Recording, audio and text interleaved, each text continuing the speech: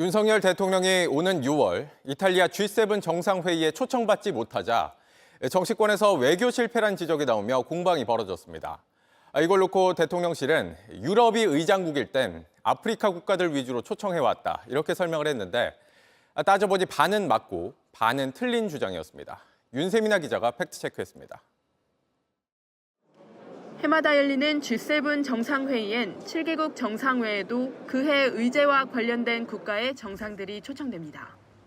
아프리카 개발과 인공지능 등을 의제로 다룰 올해 회의 의장국을 맡은 이탈리아는 이집트, 튀니지, 알제리, 케냐, 남아프리카 공화국 등 아프리카 국가 정상들을 상당수 초청할 걸로 알려졌습니다. 다만 비아프리카 대륙의 인도와 브라질이 초청될 거란 외신 보도도 나왔습니다. 한국은 초청국 명단에 포함되지 않았습니다. 이에 대해 대통령실과 외교부는 이탈리아가 자국 내 이민 문제와 연결된 나라들을 선정한 것이라고 했습니다.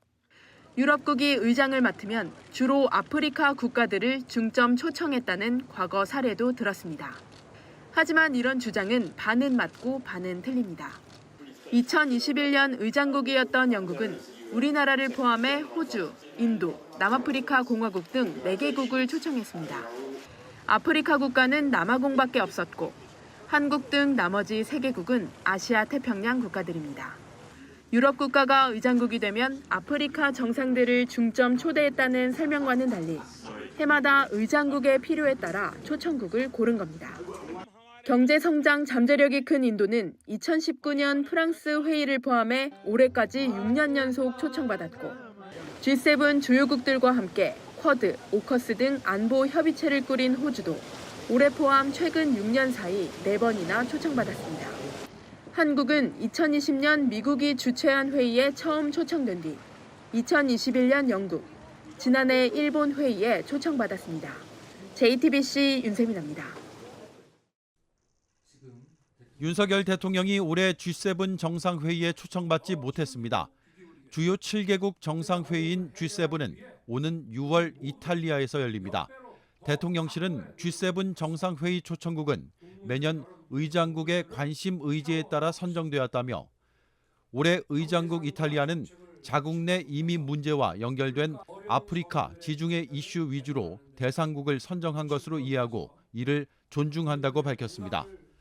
이번 정상회의엔 G7 국가 외 아르헨티나, 이집트, 튀니지, 케냐, 알제리, 인도, 브라질, 남아공 등이 초청될 예정으로 한국은 초청국 명단에 포함되지 않았습니다.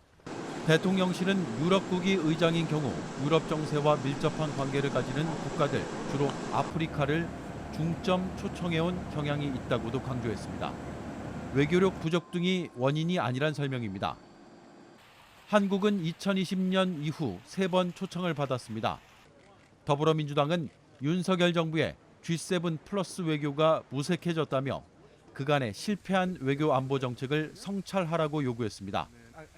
조국혁신당은 눈 떠보니 후진국이 현실로 나타나고 있다며 미국과 일본 중심의 일방적인 외교 노선으로 외교 운동장이 대폭 줄었기 때문이라고 비판했습니다.